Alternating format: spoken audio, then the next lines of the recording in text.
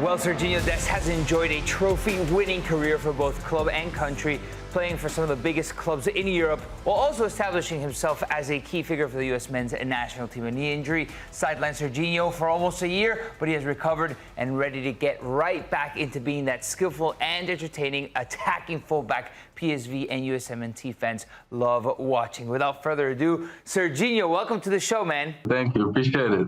Yeah, how are you feeling? It's been a long year recovering. You're finally getting some playing time again.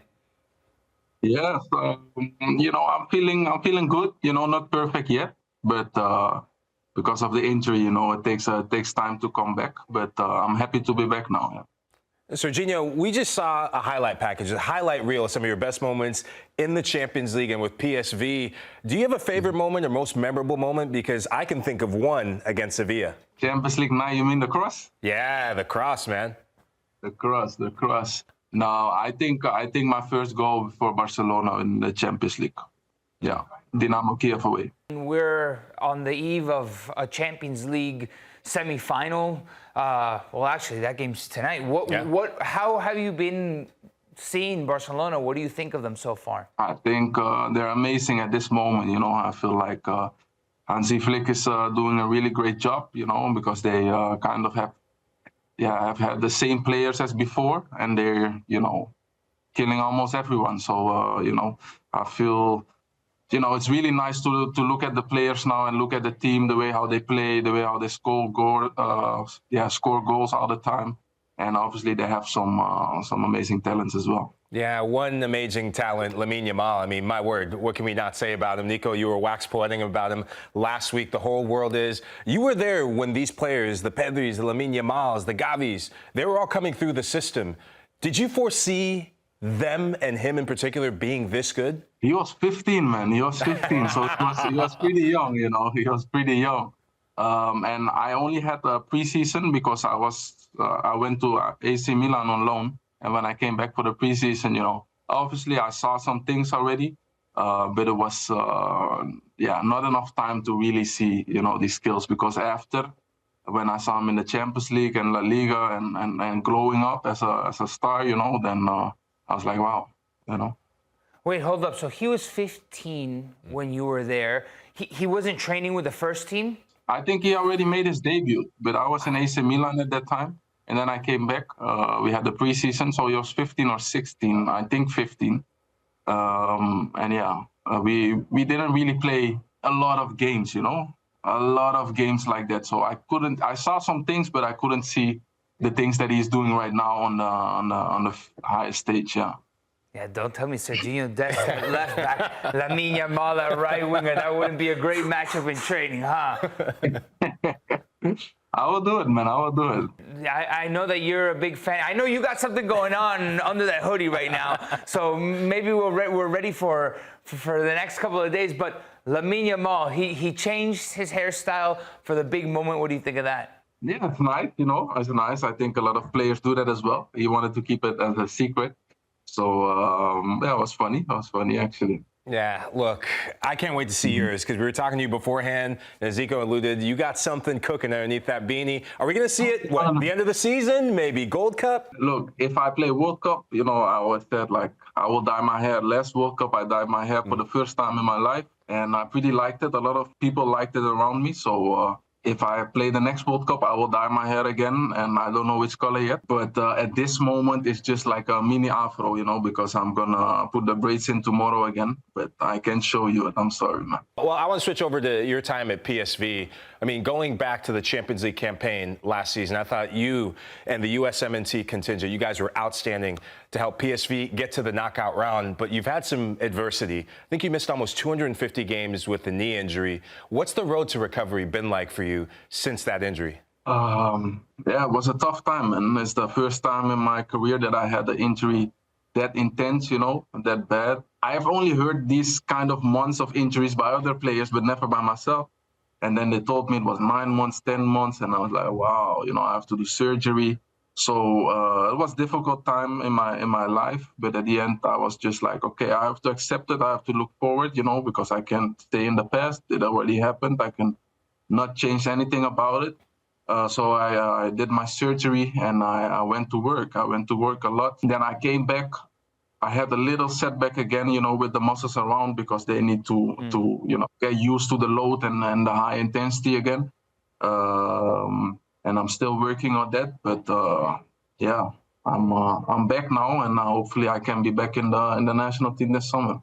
Sergiño, beyond the physical recovery, how was it mentally, psychologically for you during that time? Difficult, but most of the time at the beginning, and if you saw these nice games, that they played, PSG away, Juventus, Arsenal, all these teams that we play, that and Liverpool, of course. So then you're like, hey, I want to play these games because that's why you play football, to play these matches.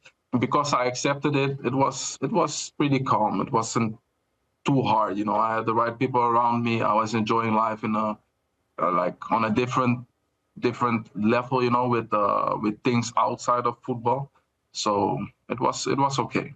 Injuries are never a good thing in the game, but they can open doors to new beginnings. And your situation contract-wise, you were leaving a situation with Barcelona where you were ready for something new. You go to PSV, and the injury happens. What did it mean to you for PSV to put that sort of faith and give you that contract even after the injury? Yeah, I felt highly appreciated by the club, because all the other clubs that I was talking to in that stage, they disappeared, obviously, because they cannot take a player with the injury, So it was difficult, especially because I wanted to see where I would have ended up, from going from Barca on loan to PSV, have a great season, and then to which club can I go again?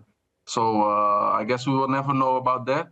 But I was really glad that PSV didn't close the door on me, and they gave me a chance to recover and get back to my level again. Yeah, good for you, Sergiño. Good for the club. You're ready to get going again. And you mentioned the U.S. men's national team. You haven't, obviously, because of the injury, been called up under Mauricio Pochettino, but have you had conversations with the national team head coach? I had conversations with the assistant coach, yes. And, obviously they're watching me. We keep contact. But yeah, it's different, to meet them all in person, be at the camp, be with the players again, because obviously I miss the players as well. I feel like last time was March 24 that I've been with the national team.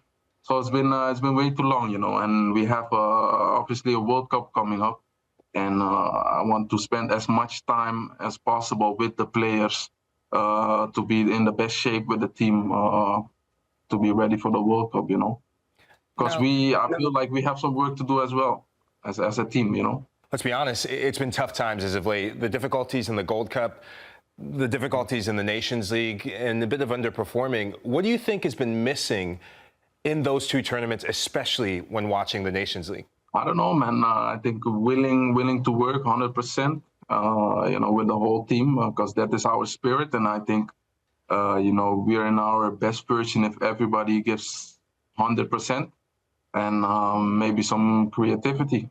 It's quite amazing to see so many USMNT players on one team.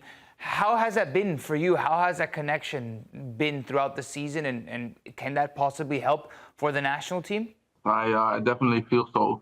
We are a good group, and obviously I'm good with Pepe and with Malik. So, obviously we talk sometimes about the national team as well, because they have been there before I was injured, and then they were injured as well. So Pepe is injured still.